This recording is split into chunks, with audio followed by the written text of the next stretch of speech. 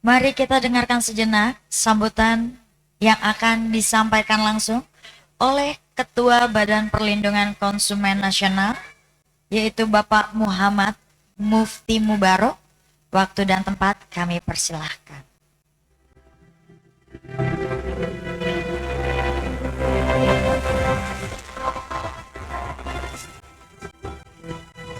Assalamualaikum warahmatullahi wabarakatuh. Selamat siang, salam sejahtera untuk kita semua. Alhamdulillah, yang luar biasa hari ini, tentu yang kita banggakan hari ini, Ibu Desi Ranasari atau Teteh Desi. Selamat datang, kita berikan aplaus untuk beliaunya. Yang saya hormati Dirjen PKTN yang kebetulan hari ini beliau juga masih ada kesibukan, tadi WA kami, ada Pak Ses, Pak Ivan, silakan berdiri Pak Ivan. Ada Direktur PK, Bu Dewi yang terkenal, sudah hadir di sini, dan tentu kepada pemilik TSM ini juga support luar biasa untuk Cibubur, kepada staf ahli dari Kemenkraf, mewakili Pak Sandiaga Uno, Teh Ilung, atau Bu Maisaroh juga ada di sini, sahabat kita, dan tentu kepada Komisioner BPKN yang alhamdulillah hadir, dari Pak Agus Satori hadir, Bu Malona, Bu Renti, Pak Fitra Buhori, Pak Nofri, Pak Heru, Bu Intan, Pak Aris Munandar, Pak Sekjen kalau kita bilang, Pak Leo ini Pak Deputi kita, kemudian Bu Lasminingsi, Pak Saiful hadir, Ibu Intan, dan masih ada lagi Pak ini tadi. Tentu dan para dari Kemendak, terima kasih sekali. Ada Pak Radik di belakang, ini nggak kelihatan ini. Selamat datang Pak Radik dan teman-teman semua yang nggak bisa kita sebut satu persatu. Terima kasih bahwa acara kita luar biasa dan stand-stand penuh. Kemudian semua juga luar biasa dan kita aplaus untuk kita semua. Sebelum kita sambutan, barangkali kita jel-jel Bu ya, Bu Direktur.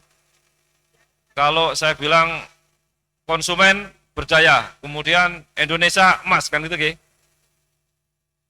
Kita coba lagi, konsumen Indonesia.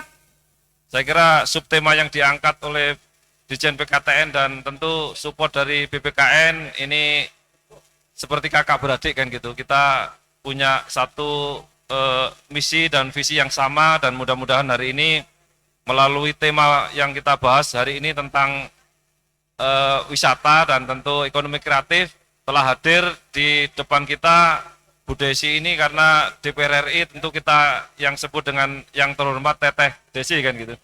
Dan tentu karena kami sudah akrab, biasa diskusi dengan beliaunya dalam hal-hal apa-apa, sehingga hari ini harapan kita beliau jadi ambasadornya konsumen cerdas kan gitu. Mudah-mudahan nanti usulan itu. Dan yang kedua bahwa tentu kita terima kasih sekali kepada Dirjen PKTN, acaranya luar biasa dan ini sudah berlangsung cukup lama. Kita peringati puncaknya nanti 20 April. Ini sebagai bentuk dari Undang-Undang Perlindungan Konsumen tanggal 20 April undang-undang ini dikeluarkan kan gitu. Nah, yang kedua bahwa ucapan terima kasih kepada narasumber dan kepada Komisioner BPKN yang hari ini luar biasa hadir, Dirjen PKTN yang juga full, dan kepada staf-staf BPKN, staf-staf PKTN yang juga hari ini luar biasa, dan kepada pengunjung Transmart Studio. Kata Bu Desi tadi, kita transit di Transmart kan gitu, jadi istilahnya menarik jadi transit di Transmart, jadi sama-sama transa kan gitu. Nah, yang barangkali yang menarik bagi kita adalah Harkonas kali ini kita bisa rayakan secara maraton sampai tanggal 21 nggih, Bu Direktur nggih. Mudah-mudahan dengan kegiatan yang penuh dan kegiatan BPKN juga alhamdulillah juga penuh. Mudah-mudahan ini membawa dampak kepada masyarakat dan nanti menjadi hal yang paling penting adalah untuk perlindungan konsumen di Indonesia, karena Setranas sudah keluar, kemudian revisi undang-undang ini saya titip ke Mbak Desi ini, Teh Desi. Mudah-mudahan juga bisa keluar Bu tahun ini kan gitu. Dua kekuatan dari perlindungan konsumen, Setranas dan undang-undang revisi undang-undang perlindungan konsumen juga insya Allah kalau Tuhan mengendaki bisa keluar kan gitu. yang terakhir bahwa kami adalah korban wisata. Tadi saya tadi malam baru jam 1 baru nyampe Surabaya karena harus 18 jam dari Jawa Timur, Bu, dengan mengendarai mencoba uji nyali ternyata masih kuat kan gitu. Artinya berarti sehat kan gitu. Dan juga teman-teman dari Sumatera, ini Bang Fitra ini juga dari Sumatera, bagaimana menyeberang Gilimanuk ini juga luar biasa kemarin susahnya dan sampai ada tragedi-tragedi dan juga peristiwa-peristiwa yang banyak sekali mungkin nanti dipotret oleh teman-teman komisioner dan tentu semuanya akan bagaimana melihat tentu Bu Maisaroh juga akan melihat bagaimana Kemenkraf untuk mendorong sektor pariwisata ini menjadi unggulan dan menjadi ikon Indonesia karena Indonesia ini paling unik, paling menarik.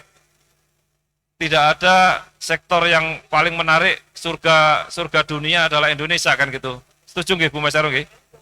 Jadi di sini ada semua. Kalau Pak Samsul ke Eropa itu paling sebulan udah mentok, udah bosen kan gitu. Tapi kalau di Indonesia, insya Allah kita nggak akan pernah bosen kan gitu. Dari ujung Aceh, Bali sampai ujung Papua, kita ada semua kan gitu. Barangkali itu sedikit sambutan karena ini forum yang luar biasa. Mudah-mudahan nanti bisa memberikan yang terbaik dan melalui Bu Desi, Teh Desi, kita berharap nanti bisa membedah regulasi dan sebagainya melalui Teh Maisaroh. Mudah-mudahan juga bisa memberikan gambaran yang konkret tentang wisata dan Mas Fitra, mudah-mudahan juga dan Bu Renti bisa memberikan gambaran yang luar biasa. Barangkali itu, terima kasih. Wabillahi taufiq. Wassalamualaikum warahmatullahi wabarakatuh.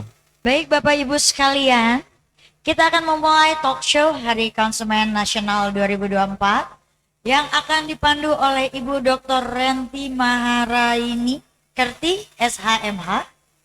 Waktu dan tempat kami persilakan untuk dapat naik atas panggung. Baik, untuk kemudian kami persilakan naik ke atas panggung narasumber kita, Bapak Menteri Kementerian Pariwisata dan Ekonomi Kreatif, Bapak Sandiaga Uno, yang diwakili oleh Ibu Mas Ruro selaku staf ahli bidang pengembangan usaha Kementerian Pariwisata dan Ekonomi Kreatif. Waktu dan tempat kami persilahkan. Dan selanjutnya narasumber kedua kita pada talk show Harkonas kali ini untuk naik ke atas panggung yaitu Ibu Haja Desi Ratnasari, SPSI, MPSI selaku anggota Komisi 10 DPR RI. Waktu dan tempat kami persilahkan.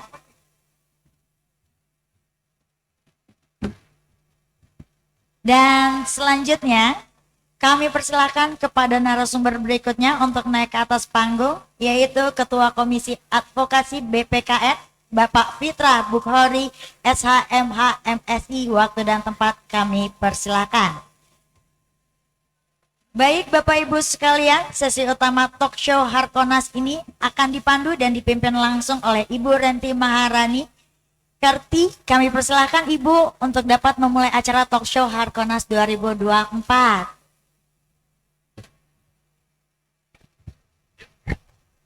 Assalamualaikum warahmatullahi wabarakatuh. Om Swastiastu, Namo Buddhaya, salam kebajikan, salam sejahtera bagi kita semua. Puji syukur kehadirat Tuhan Yang Maha Esa, atas berkahnya kita semua bisa hadir pada hari ini untuk mengikuti acara talk show yang bertema perlindungan konsumen sektor jasa pariwisata dan ekonomi kreatif. Ya. Talk show ini sebenarnya merupakan salah satu rangkaian dari peringatan Hari Konsumen Nasional 2024 yang diselenggarakan oleh Kementerian Perdagangan Republik Indonesia dan Badan Perlindungan Konsumen Nasional Republik Indonesia. Saya Renti Maharaini Kerti sebagai moderator yang akan memandu acara talk show sore hari ini, dan tadi juga sudah disampaikan MT, sudah hadir 3 narasumber kita ya dari Kementerian Pariwisata dan Ekonomi Kreatif yang dalam hal ini diwakili oleh staf ahli menteri bidang pengembangan usaha, ya, kemudian juga anggota Komisi 10 Dewan Perwakilan Rakyat Republik Indonesia Ibu Haja Desi Ratnasari dan juga Ketua Komisi Advokasi BPKN Bapak Fitra Bukori. Sebelum kita memulai acara talk show, izinkan saya untuk sedikit membacakan singkat profil dari ketiga narasumber kita. Ya, saya mulai dengan Ibu Masruro, S.Sos MAB. Ya, riwayat pendidikan beliau sarjana S1 Ilmu Hukum Internasional Universitas Airlangga, Magister S2-nya Manajemen Ekonomi Publik, Sekolah Tinggi Ilmu Administrasi, Lembaga Administrasi Negara, dan pengalaman beliau juga cukup bagus ya di Kementerian Pariwisata dan Ekonomi Kreatif dimulai tahun 2002 sampai dengan saat ini. Terakhir beliau menjabat staf ahli menteri bidang pengembangan usaha Kementerian Pariwisata dan Ekonomi Kreatif. Kemudian saya lanjut kepada Ibu Haja Desi Ratnasari, MSI, MPSI. Beliau lahir di Sukabumi, ya, Jawa Barat, Desember 1973. Riwayat pendidikan beliau ya dimulai dari S1 psikologi ya Universitas Atmajaya Jakarta, ya, kemudian dilanjutkan magisternya ngambil 2 nih Bu Desi nih, magister psikologi terapan di Universitas Indonesia, kemudian magister profesi psikologi di Unika Atmajaya Jakarta, dan sedang menempuh pendidikan doktor di psikologi Unika Atmajaya, dan juga mengikuti diklatnya cukup banyak ya, saya tidak menyebutkan satu persatu ya Teh ya. Pengalaman pekerjaan beliau juga cukup banyak, panjang ini saya. Terakhir beliau anggota Dewan Perwakilan Rakyat ya, mulai udah 2 periode ya Teh ya, insya Allah periode ketiga ya nyusul. Kemudian juga jabatan beliau di sini udah sampai 10 ya. Jadi saya sebutkan saja yang saat ini beliau menjabat adalah Kapoksi Badan Legislasi DPR RI dari periode 2019 sampai dengan saat ini. Riwayat organisasi nggak usah bisa dibicarain lagi nih, panjang lebar nih. Ya, yang saya sebutkan saja nih yang terakhir, Ketua DPW PAN Jawa Barat periode 2020-2025.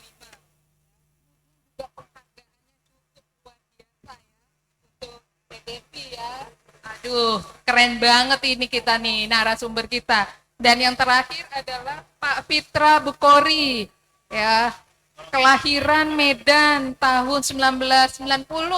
Wah, anak muda ini nih, kaum milenial nih. Ya, tapi ternyata saya lihat di profilnya, aduh, saya susah untuk menyebutkan, cukup panjang ya. Tapi saya singkat saja, beliau saat ini memang menjadi anggota Badan Perlindungan Konsumen untuk periode 2024-2027 dengan posisi Ketua Komisi Advokasi, dan sebelumnya beliau menjadi tenaga ahli Komisi 8 rupanya DPR RI sejak tahun 2015, ya, juga tenaga ahli Mahkamah Kehormatan Dewan DPR RI tahun 2023 dan Komisi Hukum dan HAM Majelis Ulama Indonesia periode tahun 2022. Karya tulis yang dihasilkan cukup banyak, juga aktif, anak muda yang kreatif ini nih rupanya nih Pak Fitra ya. Di sini pendidikan beliau dimulai dari S1 Sarjana Hukum di Universitas Muhammadiyah Sumatera Utara, kemudian program S2 Magister Studi Politik dan Pemerintahan dalam Islam di UIN Sunan Kalijaga Yogyakarta, dan Magister Ilmu Hukum di Universitas Islam Indonesia, dan saat ini beliau sedang menempuh pendidikan studi S3 Ilmu Hukum di Universitas Trisakti. Saya tidak akan panjang lebar lagi, kita mulai saja talk show hari ini ya. Masih semangat ya Bapak Ibu semua ya, masih ya. Nanti ada kesempatan Bapak Ibu untuk juga bisa mengajukan pertanyaan-pertanyaan kepada 3 narasumber kita yang luar biasa hebatnya. Oke, baik, kita mulai ya talk show-nya mungkin.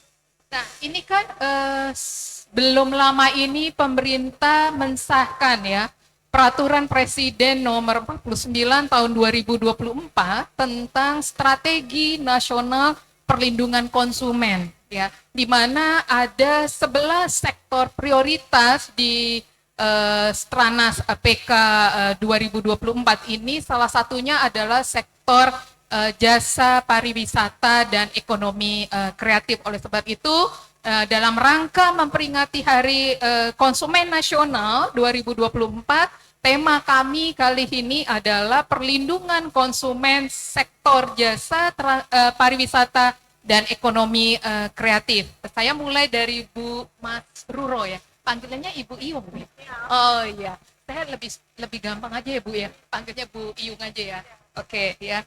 Ini Bu Iyung adalah staf ahli Menteri bidang pengembangan usaha mewakili Pak Menteri ya Bu ya. Oke. Bu, tadi kan kita sudah bicara terkait Stranas PK nih Bu. Ya, salah satunya sektor pariwisata dan ekonomi kreatif. Bisa nggak Bu sampaikan nih Bu kepada hadirin ya, bagaimana sih sebenarnya kondisi pariwisata kita saat ini Bu? Terima kasih Bu Renti, yang saya hormati Bu Desi, Bapak Ibu sekalian. Kalau Komisi 10 itu saya sangat salut sekali karena selalu mengawal kami Bu, dari mulai penyusunan program, kemudian juga mengawasi apakah tepat sasaran, tepat manfaat gitu, dan selalu mengevaluasi kami dengan terus-menerus tanpa lelah gitu. Jadi mewakili Pak Menteri, saya ucapkan terima kasih atas bimbingannya selama ini. Dan Bu, baik,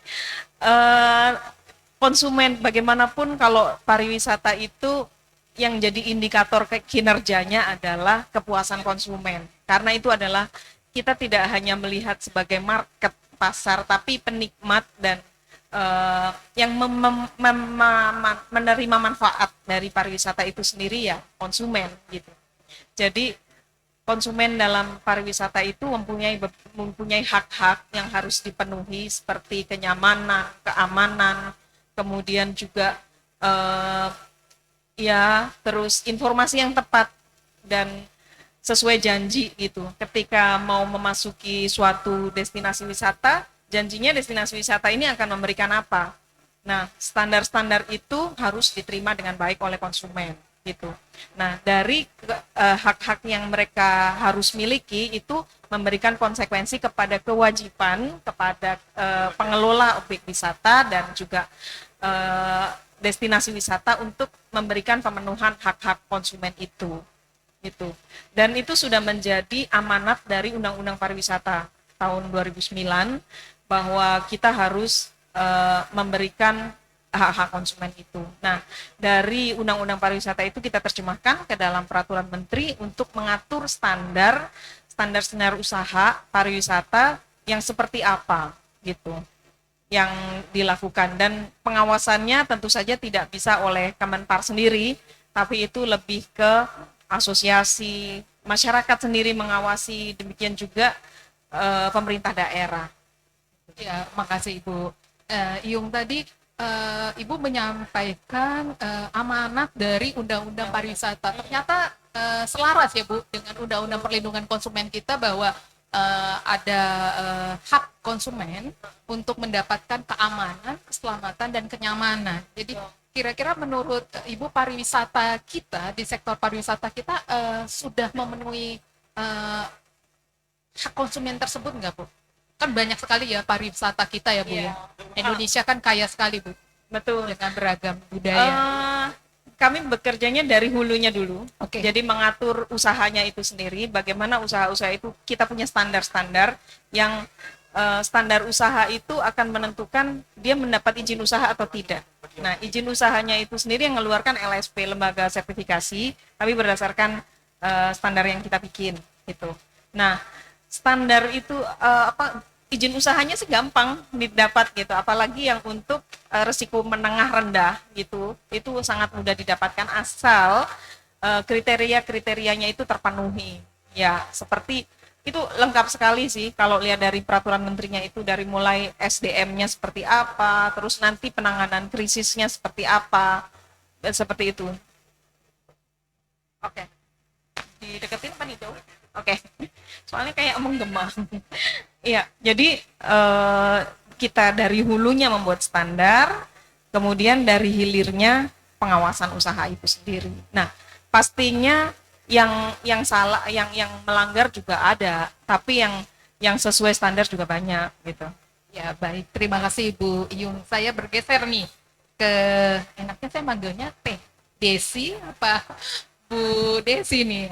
Kayak apa aja ya? Tete aja ya. Habis enaknya sih biasanya manggil Teh Desi ya. Oke nih, Teh Desi sebagai anggota Komisi 10 ya, tadi kan mewakili membidangi sektor pariwisata. Nah, menurut Teh Desi bisa nggak dijelaskan nih kepada hadirin ya, kebijakan-kebijakan atau mungkin ada undang-undang terkait sektor pariwisata yang memang mendukung nih perlindungan konsumen ya, terutama tadi juga disampaikan bahwa kita sebagai konsumen itu punya hak keamanan, kenyamanan, dan keselamatan. Gimana nih Teh? Baik, bismillahirrahmanirrahim. Assalamualaikum warahmatullahi wabarakatuh. Terima kasih saya ucapkan kepada Ketua Pemukti yang sudah mengundang kami. Tentu geng Kemendag dengan Dirjen Perlindungan Konsumen dan Tertib Niaga, dan juga gengnya Pak Mufti. Ini terima kasih banyak yang sudah mengundang, itu yang pertama, atas kepercayaannya. Yang pertama, menurut saya Indonesia itu indah dan sudah concern dengan semua kebijakan. Terbukti banyak banget peraturan. Undang-undangnya sudah ada tentang pariwisata, yang salah satu pasalnya berbicara soal memberikan keamanan, kenyamanan, perlindungan, keselamatan kepada konsumen dalam konteks perlindungan hukum. PP-nya juga sudah ada tentang rencana induk ya. Sebetulnya kalau PP biasanya dibikinnya oleh geng pemerintah nih, gengnya Teh Iung ya, gengnya Mbak Iung gitu. Karena kami tidak ikut serta, tapi dalam konteks pengawasan kinerjanya kami ikut serta tentu. Entah itu melalui kunjungan kerja, rapat-rapat kerja di seluruh Indonesia yang memang langsung lapangan melihat bagaimana destinasi wisata dan pengembangan destinasi wisata. Sesungguhnya saat ini di Komisi 10 juga sedang melakukan revisi terhadap Undang-Undang Pariwisata. Undang-Undang 10 tahun 2009 itu sedang direvisi, sedang dibahas. Masih dibahas apa yang ingin direvisi, apa yang ingin diperbaiki, tentu dalam konteks kelembagaannya. Biar tahu kalau pengembangan destinasi wisata dengan ciri destinasi wisata tuh pengen apa sih sesungguhnya. Bahkan kita mendorong untuk memasukkan bagaimana pengembangan destinasi wisata di dalam skup desa. Karena semenjak COVID kemarin tuh wisata desa atau desa wisata ini sedang hype atau sedang tren gitu ya, karena kan orang nggak bisa kemana-mana, akhirnya di desanya sendiri. Nah tentu di dalam konteks pengembangan wisata ini nggak serta-merta hanya destinasi wisatanya saja yang dikembangkan. Pengennya geng Komisi 10 itu bilang sok atau dikembangkan juga ekosistemnya, karena kalau orang berwisata biasanya ujung-ujungnya perlu makan, perlu minum, pulangnya pengen belanja, beli oleh-oleh. Gimana caranya destinasi wisata ini juga bisa memberikan dampak kesejahteraan, nilai ekonomi, dan juga pengembangan sosial masyarakat di sekitar destinasi wisatanya. Nggak cuma sekedar beli oleh-olehnya, bikin event. Sehingga semua sanggar seni, sanggar musik, sanggar kriya juga hadir di sana, memberikan pengalaman kepada Wisnus maupun Wisman, wisatawan Nusantara maupun wisatawan mancanegara. Enggak cuman datang habis itu pulang. Nah, ini yang diharapkan dimunculkan di dalam revisi Undang-Undang Pariwisata sehingga dibentuklah bukan tourist base lagi, tourist base orientation, tapi culture base orientation. Di mana semuanya keajak, masyarakat yang hadir di situ juga di-upgrade, nggak cuman tenda biru jualannya. Saya juga suka kalau tenda biru ya, ada lagu saya. Tapi kalau jualannya dengan gaya tenda biru, rasanya teh, harariem kalau kata orang Sunda. Pengennya di-upgrade, gimana caranya supaya SDM-nya juga punya ramah. Orang Indonesia teh terkenal ramah. Tapi zaman sekarang asal henteu ramah. Gimana cara memberikan standarisasi, tadi ya kalau Pak Sandiaga sudah ada permen parekraf ya, ada permennya.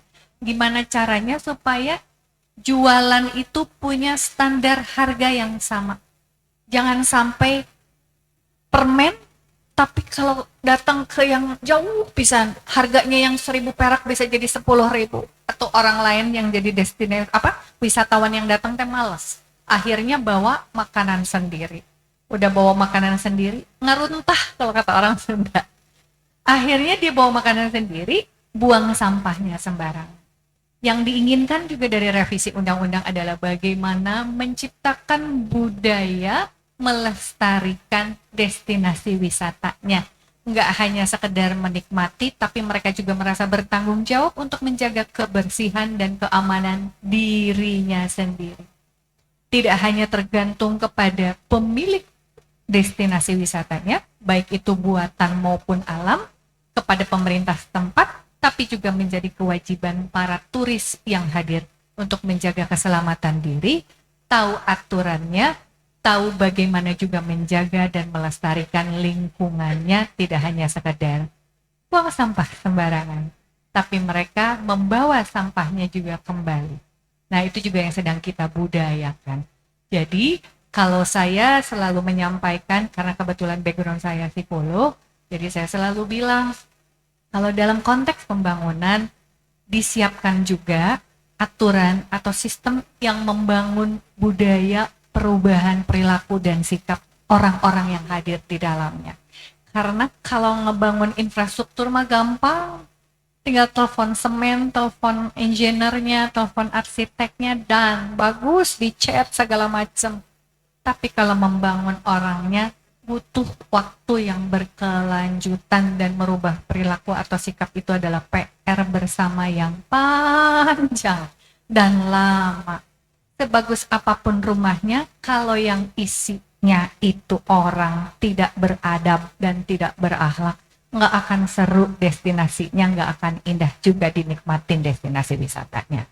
Jadi sangat diharapkan dari revisi undang-undang yang baru ini, undang-undang pariwisata yang masih digodok di Komisi 8, Komisi 10 semoga pengennya sih di periode nanti sebelum Oktober teh sudah masuk paripurna lah ya, bismillah gitu. Jadi sudah punya yang baru, PP juga semoga dengan presiden yang baru, PP-nya cepat keluar, tapi sustain dengan apa yang sudah ada. Jangan sampai ganti presiden, ganti aturan, ganti sistem, atau dari nol lagi nantinya.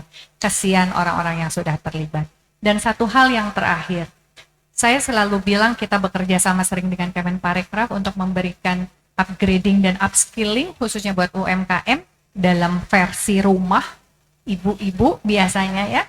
Nih kayak gengan kita yang di belakang nih, Salaku, Saladin, Roaria, dan kawan-kawan Beans Cookies, itu biasanya gampang untuk ditebak produk UMKM dari packagingnya. Kita suka bilang, jangan begitu. Jadi ketahuan bahwa kita teh, udah aku mah apa atuh teh, can aku mah masih kecil. Kalau mikir jangan gitu, itu jadi doa, saya bilang. Aku mah apa, aku mah UM yang besar, gitu harusnya, bukan mikro, saya bilang gitu. Oh iya ya teh, jadi doa. Itu teh kebiasaan karena sok tuturut munding kalau kata orang Sunda. Hampura, udah ada yang subtitle ya. Tuturut munding tuh, dasi itu packagingnya kayak begitu. Dah kita mah UMKM, jadi udahlah sama yang kayak begitu. Mengamini yang sudah biasa. Harusnya kalau mau berbeda, mau tampil outstanding atau kelihatan berbeda, dia harus berani tampil berbeda. Nah, geng UMKM ini biasanya masih tidak berani untuk mengambil resiko. Resiko dalam konteks apapun, dalam konteks packagingnya, dalam konteks merasa, gaya, apapun lah itu, baik itu kriya maupun desain, pakaian, maupun makanan. Biasanya teh cari aman. Yang saya tahu dari kita selalu mengadakan program-program upgrading dan upskilling untuk UMKM itu seperti itu. Nah, kita tuh pengen berharapnya kalau orang beli di destinasi wisata itu tidak tadi tenda biru, itunya plastik, namanya kecil, nggak kelihatan, bari remuk dalamnya, banyak minyaknya misalnya. Terus saya bilang, Bu, kira-kira ibu mau beli nggak? Ibu sendiri deh, ibu yang jualan, kira-kira ibu mau beli nggak? Teh cina juga kieu. Iya, makanya jangankan orang, ibu aja kagak mau beli yang bikin. Saya bilang, oleh karena itu penting ini juga sustain untuk didampingi, tidak hanya dalam konteks upgrading, upskilling ilmu pengetahuannya, tapi juga kalau tacit knowledge, hati, sense of entrepreneur itu bisa dibentuk, tapi kan tergantung orang masing-masing. Ilmunya ada, ya knowledge-nya, tapi tacit knowledge itu kan balik lagi kepada hati orang masing-masing. Dianya mau, resiliensinya udah gagal, bangkit enggak? Nah, itu juga PR. Nah, oleh karena itu tidak hanya pemerintah pusat, saya yakin Kemenparekraf dalam membangun ekosistem destinasi wisata, membangun ekonomi kreatifnya, membangun SDM di sekitarnya, masyarakatnya yang juga menjaga keamanan dan kenyamanan tamu yang hadir. Ini juga harus kolaborasi antara pusat, daerah, desa, camat, RT, RW, warga. Bukan tugas APBN saja, APBD juga masuk. Bukan tugas kada aja, tapi semua stakeholder dalam hal ini adalah kita sebagai masyarakat juga harus ikut terlibat. Kirang langkung sapertos itu. Terima kasih. Assalamualaikum warahmatullahi wabarakatuh. Terima kasih Teh Desi ya. Mudah-mudahan ya Teh ya, tahun ini ya bisa goal ya, revisi undang-undang pariwisata kita yang baru, ternyata ada perubahan ini ya, dari tourism orientation menjadi culture ya, culture based orientation. Jadi merubah perilaku masyarakat memang tidak mudah ya Teh Desi ya. Jadi mungkin satu lagi nih, tertarik tadi Teh Desi bilang bahwa pengembangannya, potensi pengembangannya kita mulai mengarah ke desa ya, destinasi desa ya. Kira-kira potensi peluang desa di wilayah Indonesia gimana? Kalau kebetulan orang tua saya dari Bali, ya terkait tadi budaya, culture itu di Bali sih mau udah lama ya. Jadi mulai dari seni tarinya, seni pahatnya, kemudian handicraftnya, ya terus kemudian culture, apalagi sekarang kalau orang saya mau healingnya di Bali, Ubud, ini segala macam. Nah, kira-kira potensi peluang desa di Indonesia yang ke depan nantinya. Ini kan kita menuju Indonesia emas nih, Yes. insya Allah ya. Amin, insya Allah. Bali itu Allah ciptakan punya kelebihan budayanya, orang-orangnya yang tetap menjaga budayanya, lalu kemudian juga lingkungannya memang juga yang disiapkan Allah untuk menjadi daya tarik magnet tersendiri gitu ya. Bahkan Indonesia tuh lebih terkenal Bali daripada Indonesianya. Jadi Jakarta teh sebelah mana Bali biasanya gitu ya. Nah, oleh karena itu menurut saya ini penting dijadikan contoh sustainable development dalam konteks pariwisata bagi wilayah-wilayah lain. Karena wilayah lain belum tentu, Sukabumi, Jawa Barat, belum tentu punya karakter orang seperti orang Bali dan budayanya juga beda. Tapi peluangnya ada. Di Sukabumi ada desa Hanjeli. Gara-garanya apa? Dia menanam pohon hanjeli, bisa dijadikan sebagai bahan pangan pengganti karbohidrat, dia olah menjadi beragam makanan, tapi dia itu mulainya sendirian. Swadaya. Begitu sudah muncul, biasa. Hampuranya kita, para stakeholder yang pejabat-pejabat cenanya, ya pejabat negara, ada yang bagus, ayo datang gitu, ayo datang kasih bantuan, kasih bantuan. Hari kemarin mereka lagi tertatih-tatih, kita kemana? Kita tuh banyak yang seperti itu, saudara-saudara kita. Di Sukabumi tuh banyak yang seperti itu. Kenapa bisa muncul? Karena punya apa? Punya dana desa yang bisa dikembangkan dan bekerja sama atau menjadi salah satu unit usaha desa atau BUMD, cenanya BUMDes, BUMDes. Dan untungnya kan sekarang juga DPD sedang mengusung juga pembahasan undang-undang BUMDes gitu kan. Nah, kalau BUMN kan memang sudah ada. Nah, semoga dengan revisi Undang-Undang BUMN juga bisa memunculkan kalimat BUMDes ini. Kalau ada klausul BUMDes, ada diksi BUMDes, insya Allah konsepnya jadi bisa mendapatkan politik anggarannya muncul. Karena sekarang ini desanya bagus, hanya mengandalkan dari anggaran desa atau ADD dari bupati, tapi kemudian tidak dimunculkan politik anggaran dalam sisi APBD provinsi maupun APBN. Tidak muncul karena tidak ada itu sebutan itu di Kemenq. Sebutan itu di BPN tidak ada desa wisata. Nah, kalau kita mau sama-sama peluang ini ditangkap, oleh karena itu lintas lembaga pemerintah harus memunculkan hal yang sama.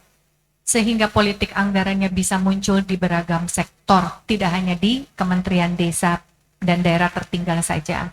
Itu pun dana desanya, desa wisatanya tidak satu prinsip, satu definisi seperti desa wisata di Kemenparekraf. Jadi harus duduk bareng, sok desa wisata teh mau ngomongin apa? Apa yang mau dikembangkan? Big picture-nya, payung hukum besarnya di Undang-Undang Pariwisata yang direvisi baru, tapi kemudian di tempat lain dimasukkan, entah itu dalam konteks Permenq atau Kepala BPN mengeluarkan aturan khusus misalnya terkait dengan pengembangan desa wisata, karena bisa ada, tapi mereka masih swadaya. Sayangnya aksesibilitas untuk menuju ke arah infrastruktur terutama kan ke desa mah atunya hampura jalannya ya, garinjul gitu kan.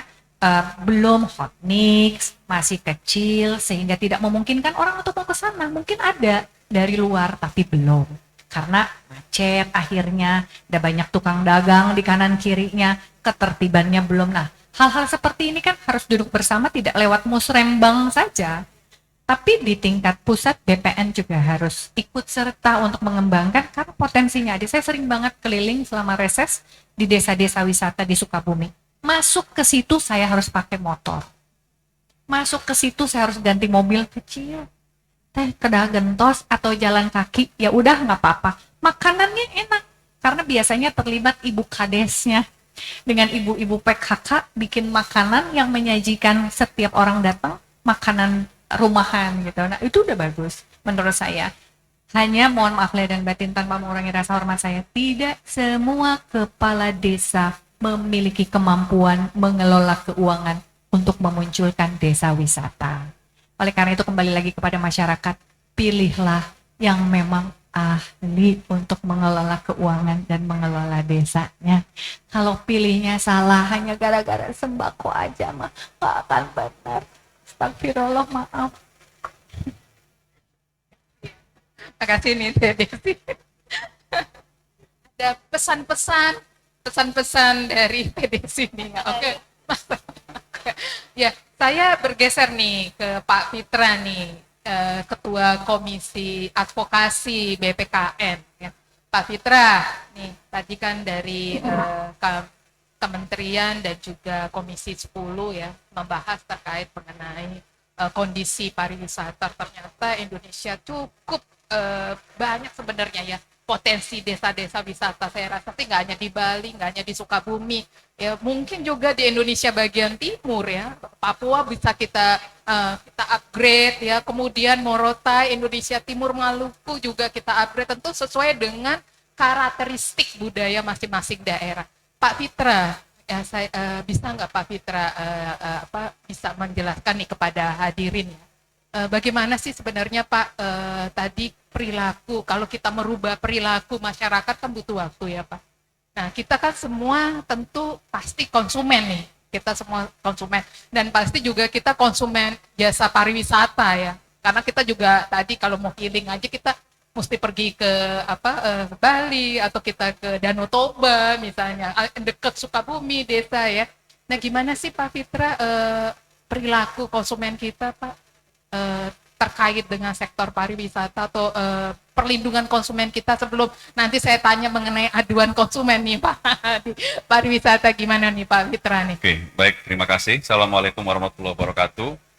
Yang saya hormati Bapak Ketua, Ibu Mini, Pak Waka, Pak Sesdijen, Ibu Dewi, serta teman-teman dari komisioner BPKN yang lainnya.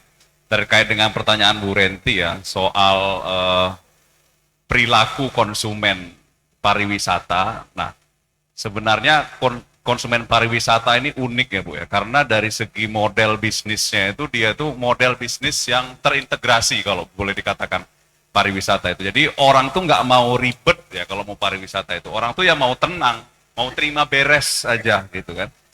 Misalnya mau beli open trip nih dari Jakarta mau ke Bali, udah pengennya dan nanti sampai di Bali itu ada yang jemput gitu misalnya kan. Sampai iya jadi raja gitu. Ya kan bener kan, konsumen adalah raja gitu kan.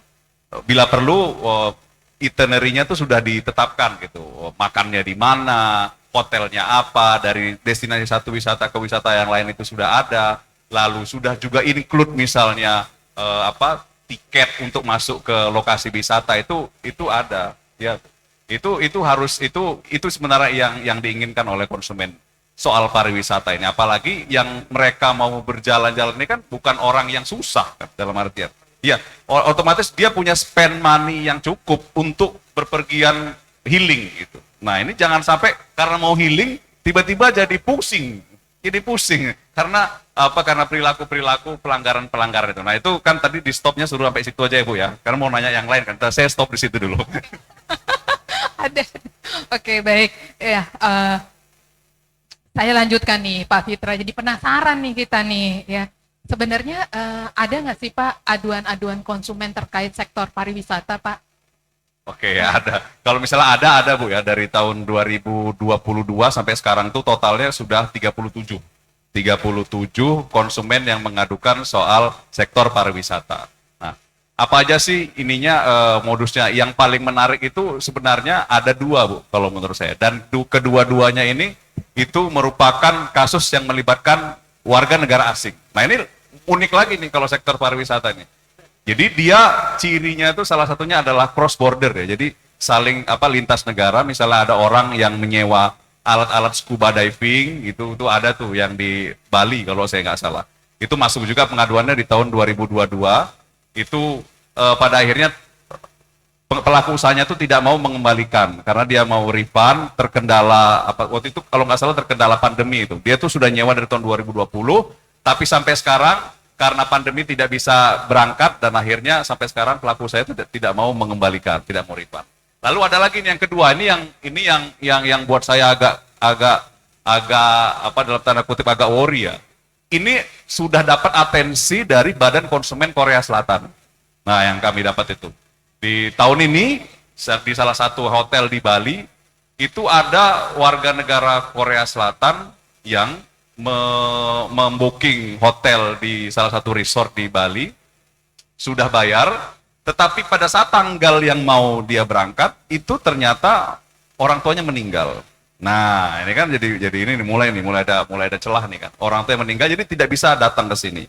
Nah, singkat cerita lobby itu intinya tidak bisa hotel mengembalikan. Karena ketika itu saya sudah coba untuk klarifikasi, ternyata ini melibatkan pihak ketiga, yaitu travel online. Nah, ini lagi ciri selanjutnya dari sektor pariwisata ini, pas dia akan ada melibatkan travel online yang itu pengaturannya, Bu, mohon maaf ya, itu pengaturannya nggak jelas kan Bu ya, Bu Iyung.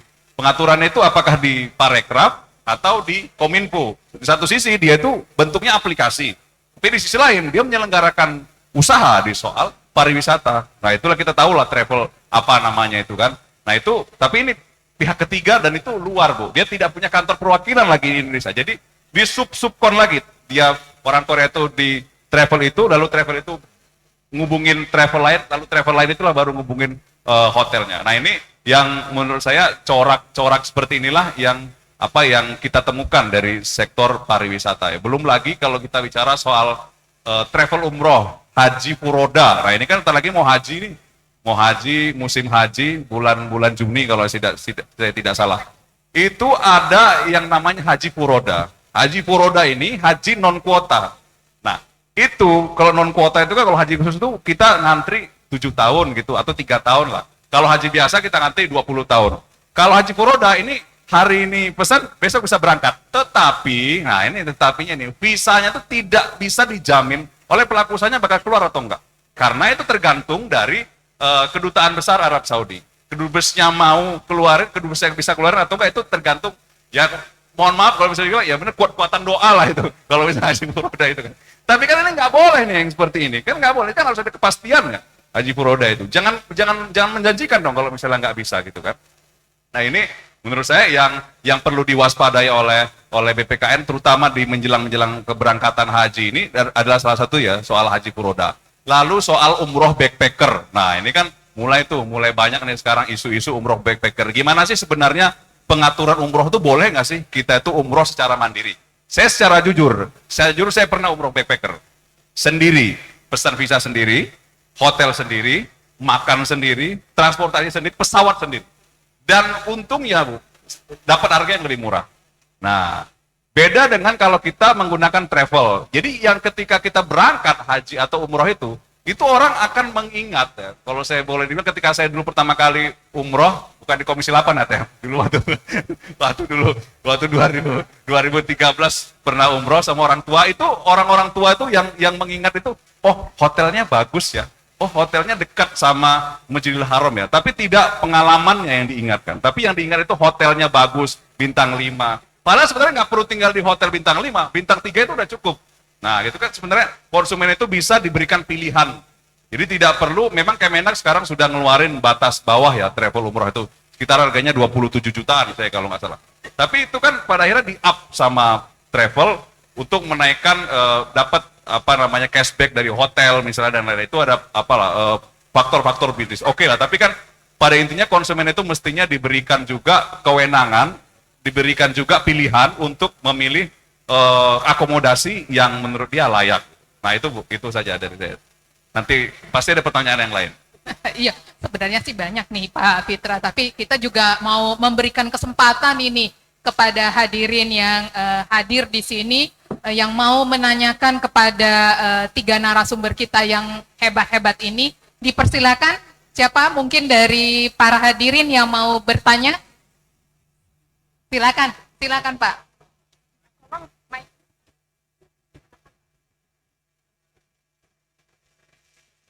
Ya, halo, terima kasih nih Bu. Saya Henry dari jurnalis Bu. Ke Mbak Desi, ke Bu Desi Ranasari dulu nih. Aduh, maaf. Alhamdulillah Bu Desi udah terpilih lagi ya jadi anggota dewan. Bu Desi, ini kan mengenai wisata untuk khusus Jawa Barat ya. Itu bagaimana strateginya untuk memperkuat pariwisata Jawa Barat? Nah, kebetulan ada Parekraf. Apakah ada sebuah kesepakatan baru nih, karena wisata itu juga hambatannya banyak. Yang pertama tadi sampah, kebersihan, kearifan lokal, SDM dan lain-lain ya.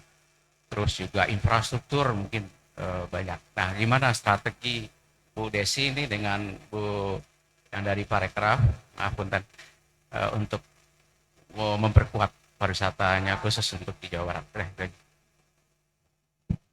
Saya dulu boleh Teh? Izin. Ini kayak jawab jadi gubernur nih. Pakai strategi. Amin didoain. Saya pikir yang terpenting karena kebetulan sekarang saya sedang bertugas sebagai ketua DPW PAN di Jawa Barat. Tentu saya bersinerginya dengan fraksi anggota DPRD provinsi tentunya. Bagaimana mereka bisa mengawal untuk pengembangan pariwisata yang ada di seluruh Jawa Barat melalui APBD yang dikelola oleh gubernur saat ini yang PJ ya. Itu yang paling pertama, karena itu yang paling memungkinkan. Saya tidak bisa mengakses secara langsung APBD ataupun APBN tentu. Bagaimana saya di tingkat pusat tentu sebagai anggota DPR Komisi 10 sinergi dengan Pak Sandiaga Uno. Saya selalu bilang sama Mas Menteri ya, kita panggilnya Mas Menteri. Sama Mas Menteri, contoh, di Sukabumi itu ada Ciletuh. Ciletuh itu masuk kemarin sempat jadi UGG, mendapatkan kategori masuk lah ya di UNESCO sebagai tempat yang harus dilestarikan dan sebagainya dan sebagainya. Tapi itu kan perlu sustainable support dari APBD dalam hari ini kabupaten untuk bisa terus mempertahankan kualitasnya sehingga UGG-nya itu tetap juga bisa dipertahankan. Tidak bisa sendirian, tentu saya berkolaborasi harus bilang, menyampaikan saat raker, Pak tolong dong dijagain Sukabumi. Paling tidak skup Sukabumi lah saya pikirkan karena saya sebagai anggota DPR yang terpilih dari Jawa Barat 4 ya, Kabupaten Kota Sukabumi. Itu yang harus di-maintain gitu. Terus kemudian apa yang bisa saya lakukan lagi lewat program-program Kemenparekraf yang tadi upgrading upskilling, saya ketemu dengan Pokdarwis kelompok sadar wisata untuk kemudian yuk sama-sama mencerdaskan masyarakat harus seperti apa dan berperilaku bersikap seperti apa sebagai masyarakat yang berada di sekitar destinasi wisata. Nggak gampang karena mereka ngerasa ya kalau tidak berimpact atau berdampak terhadap saya dalam konteks sosial maupun ekonomi, kenapa juga saya harus berkewajiban seperti itu.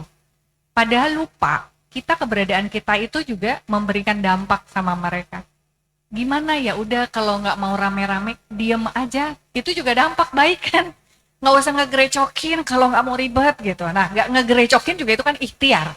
Ikhtiar mengamankan dan menyamankan tamu yang datang di sekitar destinasi wisata itu yang pertama. Yang kedua, kendalanya banyak di wilayah Sukabumi ya. Saya berbicara soal Sukabumi sebagai dapilnya saya, daerah pemilihan saya. Sukabumi itu banyak pengelolaan destinasi wisata alam tabrakan kekuasaan wilayah kewenangan. Desa tabrakannya sama wilayah yang dikelola oleh Angkatan Udara. Nggak bisa dikembangkan karena nggak boleh menggunakan anggaran. Karena itu kewenangannya punya Angkatan Udara misalnya, yang di daerah wilayah Ujung Genteng. Desa-desa yang di sana tiga desa udah pengen pakai ADD dan juga anggaran desa. Tapi kan harus kulon nuwun dulu sama Panglima. Sementara gimana nya kulon nuwun yang hiji desa, nu hiji jenderal. Bintangnya jauh lagi gitu, bintang di awan gitu. Nah itu agak bingung. Ya siapa yang harus fasilitasi? Mas Sandi, saya pernah bicara tentang hal ini. Supaya masyarakat terdampak kemanfaatannya, terkembangkan desanya, infrastrukturnya udah bagus ke Ujung Genteng, alhamdulillah. Ah itu yang kayak gitu. Atau dengan yang Ciletuh, Mas Sandinya harus support dalam support kebijakan, support lobby, gitu kan? Karena kan bisa G2G gitu kan, bukan B2B atau bukan desa to desa gitu atau kabupaten to kabupaten gitu kan dengan UNESCO. Lalu kemudian apa juga yang bisa dilakukan? Kita berusaha untuk melibatkan masyarakat yang hadir di situ merasa memilikinya kumaha diajakan event, sok bikin event daerah yang dimasukkan menjadi event kalender daerah tahunan. Salah satunya pernah masuk ya di event nasional. Ada 2 kegiatan di Sukabumi itu Serem Tahun, satunya lagi sama kalau nggak salah tuh nonton di Palabuhan Ratu, saya lupa. Itu masuk. Nah itu tuh salah satu pengembangan juga saya sebagai anggota Komisi 10. Terus kemudian yang terpenting menurut saya gini, bagaimana juga saya sebagai anggota DPR bisa mensosialisasikan apa yang menjadi hak konsumen dalam jasa pariwisata. Karena kan produk-produknya udah dibuat, pengaduannya udah didengerin, terus ada diantisipasi, dipikirin, digimanain. Tapi masyarakatnya tahu nggak bahwa ada undang-undang pariwisata? Masyarakatnya tahu nggak ada peraturan Menparekraf? Jangankan masyarakatnya, kepala daerahnya tahu nggak bahwa Mas Sandi udah bikin aturan baru tentang misalnya strategi pengembangan pariwisata dan destinasi wisata dengan standar-standar tertentu. Jangan-jangan nggak tahu. Karena masing-masing kada punya orientasi dan kesukaannya sendiri. Bukan kesukaan personal preference, tapi saya prioritasnya lagi ini nih sekarang. Jangan-jangan nggak prioritas untuk pariwisata, tidak sejalan dengan kementerian. Nah ini juga menjadi kendala menurut saya ya Mas ya, maaf agak panjang. Kendala yang lain yang banyak adalah biasanya kendala kebijakan. Indonesia mah paling mahal koordinasi, gampang diomongin, tapi susah dipraktekin. Entah itu koordinasi dalam konteks sejalan, makanya saya selalu bilangnya kolabor aksi. Langkahnya sama, aksinya sama, pikirannya sama, sekufu.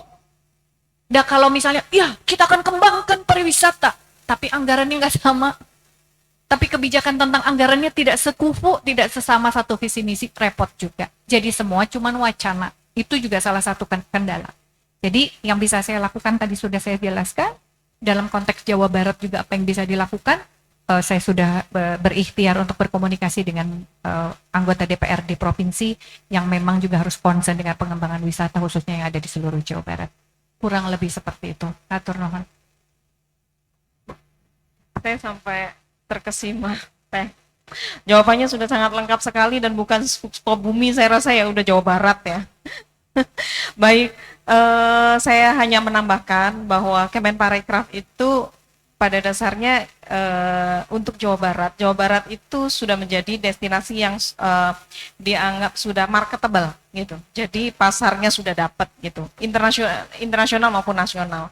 Kalau internasional selama ini tujuan wisata utamanya orang Malaysia itu sudah di Jawa Barat. Dan teman-teman pelaku pariwisata di Jawa Barat juga banyak mendapat dari Eropa, banyak mendapat dari bahkan Afrika Selatan, Mas. Afrika Selatan itu senang sekali ke sana. Eropa seperti Belanda dan sudah banyak. Kenapa? Karena Jawa Barat mempunyai destinasi yang beragam dari mulai tadi itu. Sebenarnya konsumen mau apa dan kita punya apa, kan gitu aja sebenarnya kalau kita mau sukses. Nah, untuk orang-orang Jakarta, orang-orang Malaysia itu biasanya mereka suka Bandung gitu karena untuk belanja gitu. Tapi sekarang kita lebih ke sana, jadi ke desa-desa wisata gitu untuk mengeksplor lebih jauh lagi potensi dari Jawa Barat seperti geopark, desa wisata, dan juga potensi-potensi Jawa Barat sebagai kota kreatif. Itu sangat penting untuk kita tingkatkan karena pasarnya ada.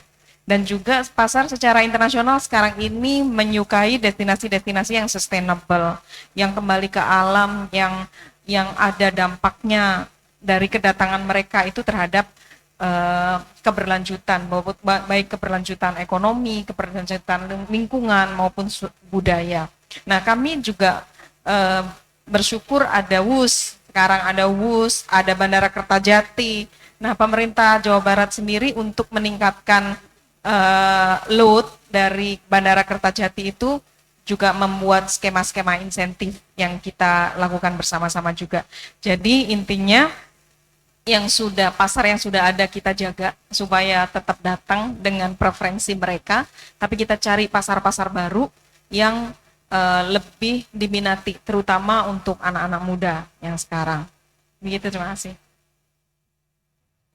Ya, tadi juga kita sudah dengar ya, jadi bahwa sekali lagi bahwa kita sudah punya Undang-Undang Perlindungan Konsumen ya. Undang-Undang Nomor 8 tahun 1999, juga kalau kita bicara sektor pariwisata juga kita punya ya Undang-Undang Pariwisata, bahkan sudah masuk revisi ya. Mudah-mudahan sih bisa ya tahun ini. Bareng ya Teh ya sama Undang-Undang Perlindungan Konsumen ya. Kita titip ya. Iya. Nah, ya jadi ternyata sejalan ini ya bahwa di Undang-Undang Konsumen kita juga kita sebagai konsumen punya hak, ya selain hak atas keamanan, kenyamanan, dan keselamatan, kita juga punya hak untuk didengar keluhannya, ya berarti tadi ada jalur pengaduan, ya terus kemudian juga kita punya hak untuk mendapatkan advokasi, ya di sini. Tapi tentu juga hadirin semua jangan lupa bahwa kita juga punya kewajiban, ya kewajiban kita sebagai konsumen adalah mencari informasi, ya tadi terkait dengan Pak Fitra juga Teh Desi, Bu Iyu mengatakan bahwa kalau misalnya kita mau destinasi ke wilayah Indonesia, ya kita juga harus cari informasi, ya kita memilih kira-kira destinasinya ini dijangkaunya berapa lama, pesawatnya, transportasinya, hotel tadi. Jadi kita juga punya kewajiban itu mencari informasi dan membaca petunjuk. Nah, tadi menarik nih Pak Fitra ya. Tapi sebelum ke Pak Fitra nih, mungkin dari hadirin masih ada yang ingin mau ditanyakan? Ya, berdiri.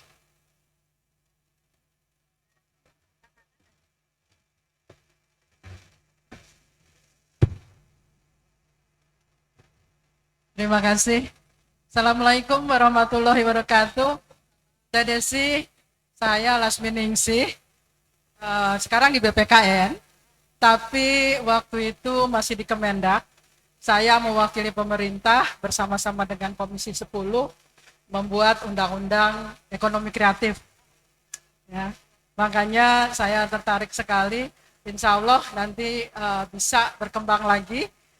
Jadi digabung undang-undang pariwisata dan undang-undang ekonomi kreatif yang memang sekarang ini ada di satu kementerian ya. Bu, kalau ke Teh Desi, ya itu harap Teh Desi juga perhatikan undang-undang ekonomi kreatifnya Teh, karena jangan sampai overlapping tadi mengenai Bank Desnya, mengenai dana untuk perkembangan di satu wilayah kan udah diatur juga di undang-undang kreatif ya. Itu yang terima kasih sekali Pak Teh Desi, kita sudah sharing di sini. Ya, atur nuhun pisan Teteh. Kembali kepada Bu Yum di Kementerian Ekonomi Pariwisata dan Ekonomi Kreatif.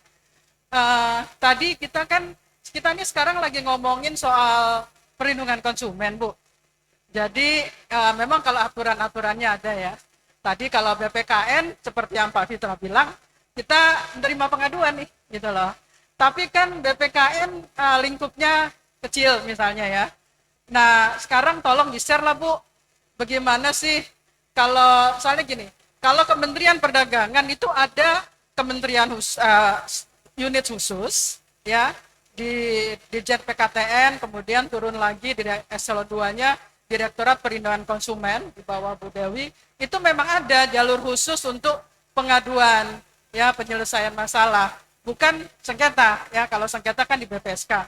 Nah, kita pengen tahu nih kalau share-nya di Kementerian Pariwisata dan Parekraf itu gimana, Bu? Kan tadi Ibu bilang ada jalurnya, Bu.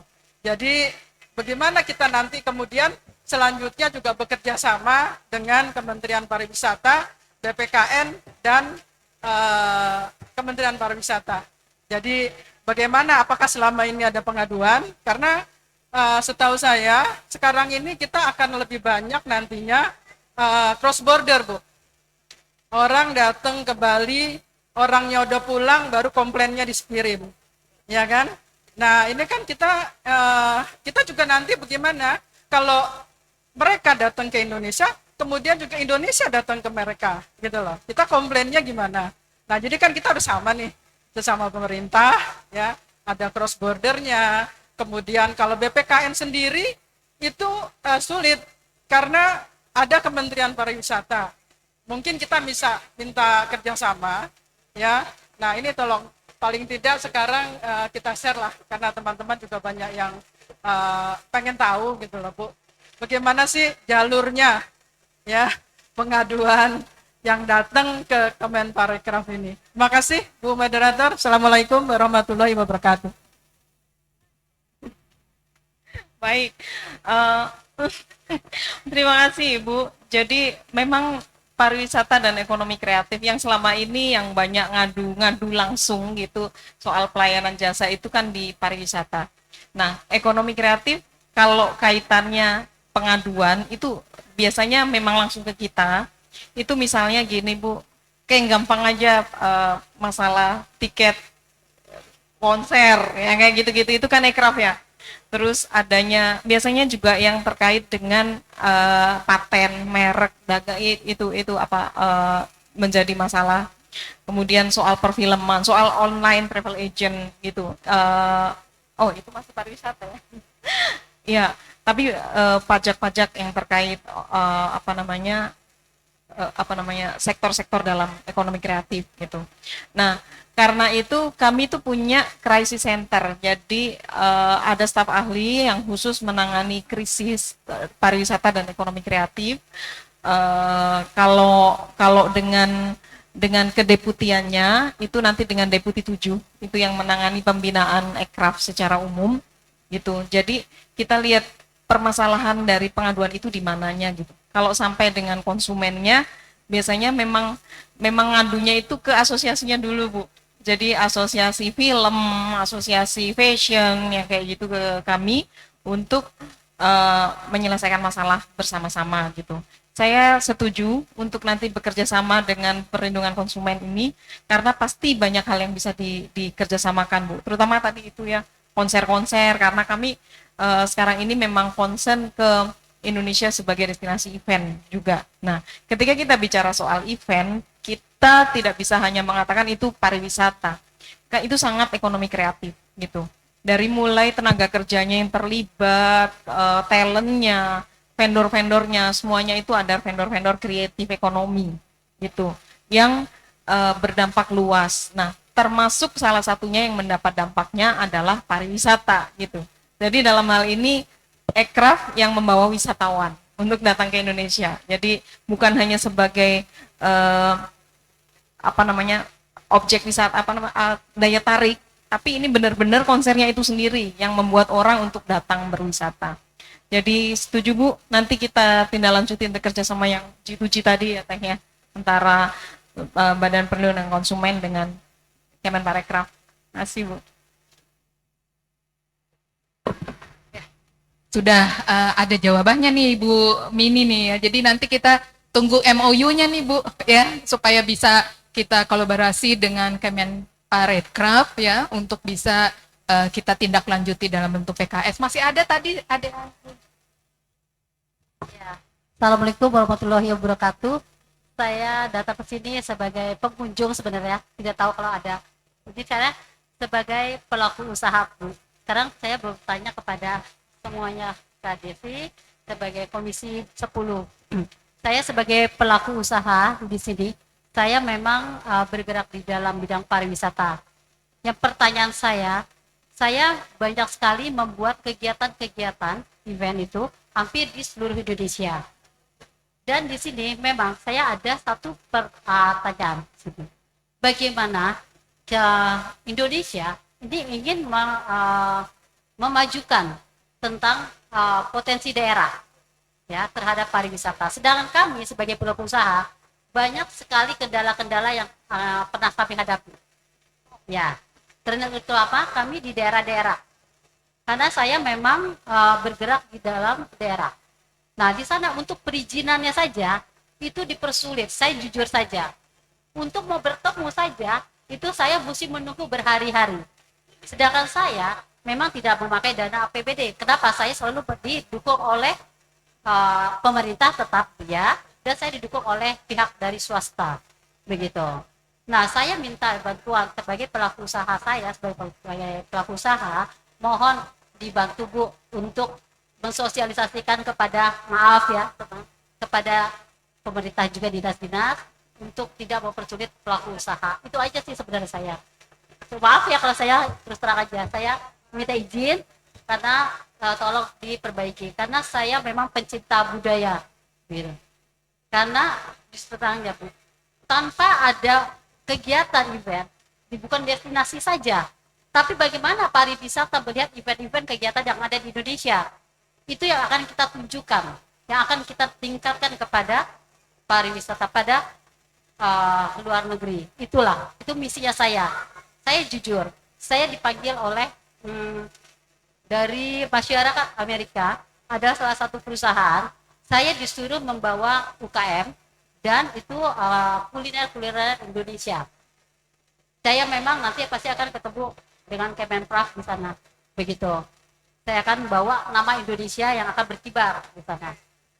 Itu aja sih Bu, saya minta tolong TDV sebagai Komisi 10, tolong sebagai pelaku usaha dipermudah Bu, gitu, untuk kegiatan kita melangkah maju untuk menggambarkan Indonesia lebih sehat dan maju jaya. Itu aja. Terima kasih TDV. Terima kasih Bu. Assalamualaikum. Terima kasih. Terima kasih.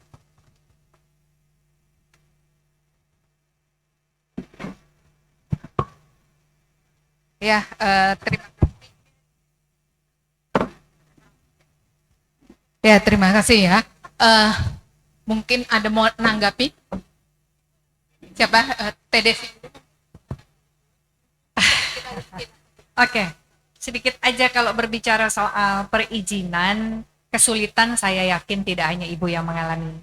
Beberapa teman-teman kami sendiri yang pernah curhat gitu sama, terutama bagi yang ingin berangkat ke luar negeri ya, ikut event atau bikin kerjasama event tidak melalui jalur pemerintah, tentu pasti ada perizinan yang lebih jelimet lah kalau kata orang Jawa gitu ya. Lebih sulitnya apa? Mungkin berbicara soal keselamatan, berbicara soal kalau visa itu kan pasti harus ada siapa ya, pihak yang siap untuk menanggung jika terjadi apa-apa sehingga tidak membebani negara tujuan. Biasanya memang seperti itu. Nah tentu ini juga sebagai pelaku usaha harus difikirkan. Tentu insya Allah akan disampaikan kepada dinas-dinas, nanti juga gengannya Parekraf ya, bisa dibicarakan untuk kemudian bisa mempermudah. Saya pikir selama kita mengikuti persyaratan, insya Allah dimudahkan. Kalau syaratnya sudah ada, masih juga dipersulit, wajib dilaporkan. Dalam konteks konsumen yang cerdas, jangan juga sampai kita ini suka langsung senang karena melihat harga murah. Itu biasanya ibu-ibu, saya ya, kejadian ini kemarin saya cerita dulu, mohon maaf agak belok.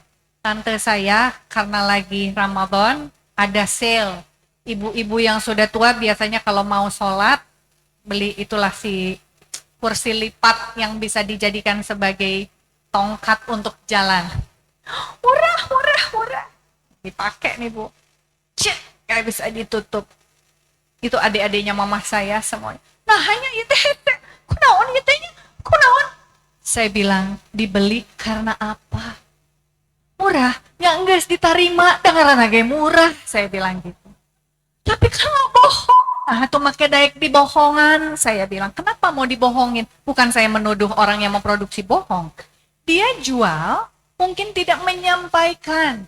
Mungkin ini diretur meren, makanya dikasih harga miring pisan, ya kan? Saya bilang justru kalau ketemu harga yang super murah harus curiga. Itulah fungsi kita sebagai konsumen yang cerdas. Bukan curiga suuzon, waspada. Dicek dulu sebelum dibeli. Kenapa ya ini murah? Saya cek. Saya dudukin. Saya iniin. Itu dicek semua. Kalau semuanya udah, yes harus. Itu juga ikhtiar sebelum tawakal. Kan ikhtiar untuk dicek dulu. Biarin dah ya mah atuh engka. Kalau jelek mah berarti ini mah takdir saya, bukan. Nggak begitu hidup mah.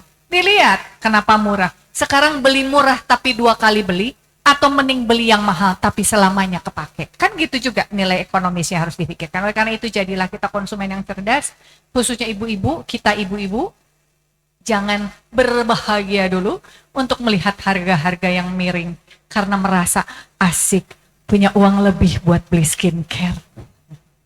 Ya Bu ya, mendingan kita minta sama Bapak, Pak tambahin itu daripada kita jual miring, akhirnya kita jadi kebelejog kalau kata orang Sunda, keluarin duit jadi 2 kali. Yuk mari kita jadi yang cerdas, tidak menyalahkan orang, mengintrospeksi diri sebelum menuntut hak kita. Kita penuhi kewajiban kita. Sehingga orang lain ketika kita menuntut hak kita tidak akan menjadi bumerang bagi kita. Karena kita sudah menjalankan kewajiban. Itu saja dari saya sebagai penutup, hatur nuhun. Tutup nih. Ya udah. Ya udah penutup. Nah, supaya adil nih ya dengan narasumber yang lain, tadi Teh Desi juga udah menyampaikan penutupnya. Saya juga minta penutup ya, closing statement dari Bu Iyum dan juga Pak Fitra ya sebelum kita akhiri. Terima kasih. Saya setuju dengan statement Teh Desi, konsumen yang cerdas itu seperti apa. Sebenarnya kalau dalam dunia pariwisata, konsumen kita itu sudah sangat bagus dalam arti melaporkan setiap ada permasalahan, Bu, dengan sosmed. Ya, dengan sosmed. Makanya ketika ada kejadian turis kenapa-napa gitu di Danau Toba, di Bali, itu kita itu tahu duluan gitu dari konsumen, justru dari konsumen, dan itu ditindaklanjuti dengan secara hukum, prosedur itu sudah sangat kemajuan begitu. Tapi yang kita harapkan lebih dari itu sebenarnya, konsumen cerdas itu dari awal ketika memutuskan untuk memilih produk atau memilih layanan tadi itu yang cerdas gitu. Jadi jangan sampai tertipu harga murah. Itu bukan hanya yang dicontohkan Teh Desi, itu bisa berlaku juga untuk ketika kita memilih tour operator, memilih travel agent, memilih destinasi, memilih persewaan mobil. Jangan sampai keselamatan kita jadi kalah dengan harga tadi karena kita nggak cerdas gitu. Jadi pilihlah yang sudah terpercaya apapun ya, mau itu online travel agent maupun offline travel agent. Kemudian destinasinya ini benar nggak? Yang paling utama patut dicurigai memang harga. Itu yang kedua, kredibel nggak? Sama dengan ketika kita beli tiket konser.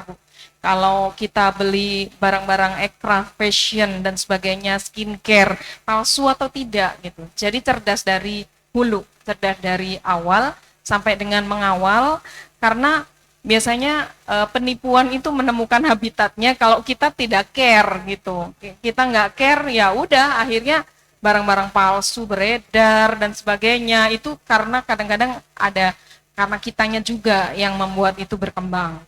Itu. Jadi itu penutup dari kami. Terima kasih. Silakan Pak Fitra.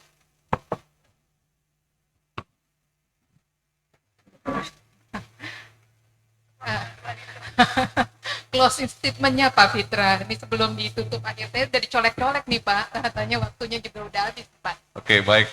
Soal pariwisata, BPKN itu sekarang apalagi dengan adanya Perpres 49 2024 tentang Renstra soal perlindungan konsumen dan memasukkan sektor jasa pariwisata dan ekonomi kreatif. Nah, sekarang kita dari Komisi 3 mulai akan menyesuaikan sektor-sektor itu dengan sektor yang ditetapkan dari Perpres ini ya. Jadi nanti kita mungkin akan ada 12 tim yang akan ngurusin satu tim itu akan ngurusin satu sektor.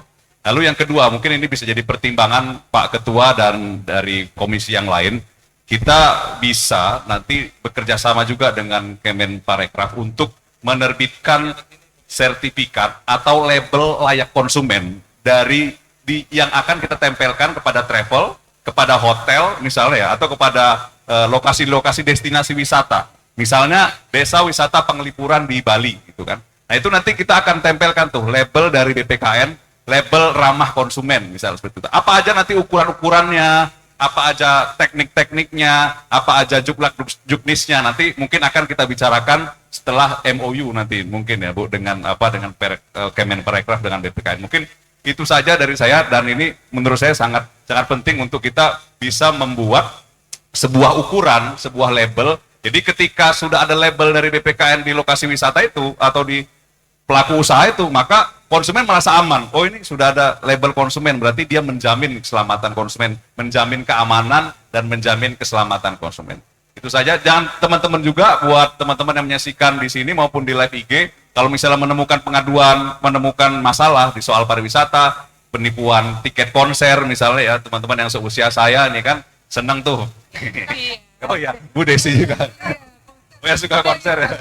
Ya mungkin ntar lagi ada Prambanan Jazz atau ada konser-konser yang lain. Nah, itu bisa mengadukan ke BPKN 08153 153 153 atau bisa download aplikasi BPKN di App Store maupun di Google Play BPKN 153. Nah, itu saya. Terima kasih. Assalamualaikum warahmatullahi wabarakatuh. Waalaikumsalam warahmatullahi wabarakatuh. Saya tambahkan ya, nggak hanya di WA ya, juga tidak hanya di email, tadi website, aplikasi BPKN 153, tetapi kita juga punya media sosial.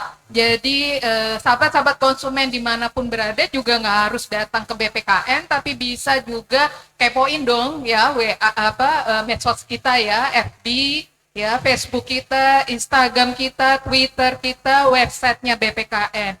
Ya, tadi juga menarik ya tadi Pak Fitra ya, ternyata ada sertifikasi pariwisata layak konsumen ya. Ini usulan nih. Jadi ada PR juga nih Pak Ketua BPKN ya, bisa kita tindak lanjuti ya Pak ya, supaya bisa tadi sudah ada peluang nih dari Kementerian Pariwisata untuk kita MOU ya Bu Mini ya. Jadi bisa kita tindak lanjuti.